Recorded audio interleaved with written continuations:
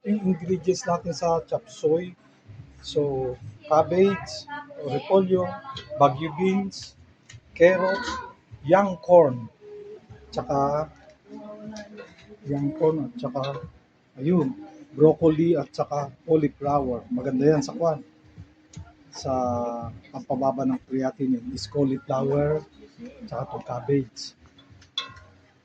Oops, yung kanin na niluluto pa ang kanin. Sabay sila maluluto. Pagkaluto ng kanin, luto na rin yung chop suey. The best. Ito, kung di naman yung karos natin. Ma'am, si Ma'am Mocha. Baka isama kita sa bukas. Di ba? Okay? So, ang ginawang sabaw, yung pinakuluan ng chicken. So, bali ginisa na yan, nilagay yung bawang sibuyas. Tapos, ang ginawang sabaw, yung sabaw ng chicken. Ito mga assistant ko to kasi ako pinaka-chef nila eh. Kaya magsasabi lang ako ng gagawin nila. Hindi po. Walang ako naghiwa niyan. Basta ako naghiwa niyan. Ako naghiwa niyan. Ako naghugas niyan. Ako naghugas niyan. Nilagyan ko pa yan ng baking soda para yung mga pesticide niya. Ha? Yung mga hugasan mo ng baking soda para mawala yung mga pesticide. Insecticide, pesticide, homicide, hindi kasama. Galing gaganda ng mga assistant ko. Oh. Assistant ko, wow! Wow! Wowie, wowie!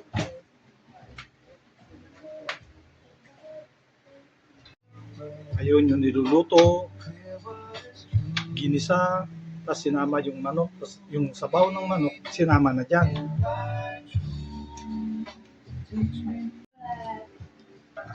Ayun, una natin nilagay yung carrot saka broccoli. Cauliflower. Cauliflower pala. Sorry. Pareho kasing flower eh. Palusot eh. Oops. Yan.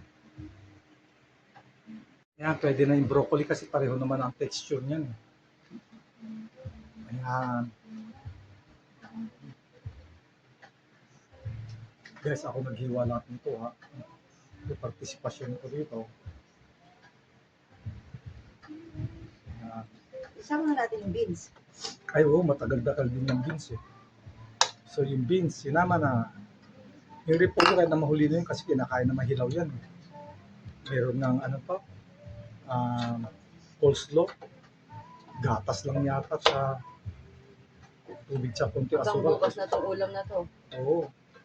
Sana wag mag-string, Fish shrimp pool.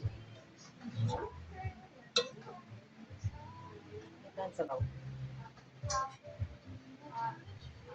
So, yung pinagkuluan natin ng chicken, yung chicken broth. Yan. Rapsa. Meron pa tayong natitira. Ano to? Young corn at saka itong Simulan mo na to. Para malinis tayo. yung magtatapos ng niluto, siyang magtatapos. Sila nag-umpisa, ito magtatapos ako ang kakain. Ayos ba, guys? Ready ka na po. Yun. Lalagyan na natin yung repolyo. Nilagyan na ito ng cornstarch ba yung nilagyan mo? Cream of mushroom. Cream of mushroom nilagyan na niya. Hindi na natin ko niya pampahaba. Optional naman, optional. Usually lang ginagamit nila cornstarch, tubig. Oo, wala kasi tayo. Pero nilagay yung cream of mushroom. Parang may Yan, party, ito, ano? sarap. Ha? Parang may party, ang daming gulay. Yan. Parang pwedeng pang sahog ng pansit to. Kalahati lang yan.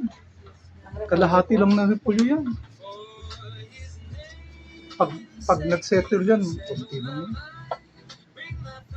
Kasi puro tubig naman yung gulay. Iwanan ko muna yan, ganyan.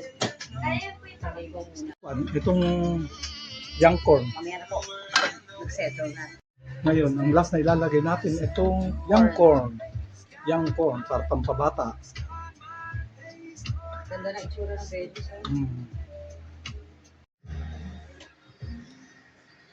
Yan, ilagay na yung young corn. So, kompleto na, haluin na lang. Ngayon, nasa inyo na kung anong klaseng textures ang gusto mo. Pwedeng crunchy, na ma-juicy, pwedeng malabsa para hindi mahirap kainin. So, nasa sa inyo na yun kung anong texture ng vegetable ang gusto mong kainin. Kung gusto mo ng crunchy, pwede ka nang kumuha ngayon. Kung gusto mo ng malambot, di lutuin mo pa.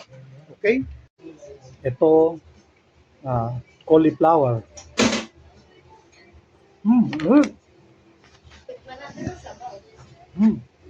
Ah, mm, mm. Hindi na makapaglinda kasi. Takam na ako eh. Mm, sarap. Ang dami kaayo. Nagimas. Sabroso, kay delicioso. Ito ang cauliflower. Mm. Oh my gosh! Init-init eh. Ito ang Oh my gosh! masarap habang mainit. Ito ang broccoli. Masarap, bro! Masarap, tsaka crunchy siya eh. Yun ang gusto ko sa gulay. Yung crunchy. Crunchy tsaka konting juicy. Mmm. Mmm. Mmm. Ang sarap.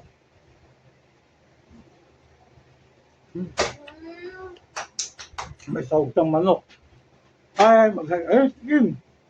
Yung personal assistant ni Ma'am Mocha. Si Kim. Kasama siya na sa nagluto. Mm. Akin. Mm. Putek na yan. Uy, huwag ka nga magsasayo, nakabidyo tayo. Yung mga salita mo ha. Broccoli. Para sa mga maganda to sa may cancer. Mm. Ito, cabbage. Maganda to pagpababa ng creatinine.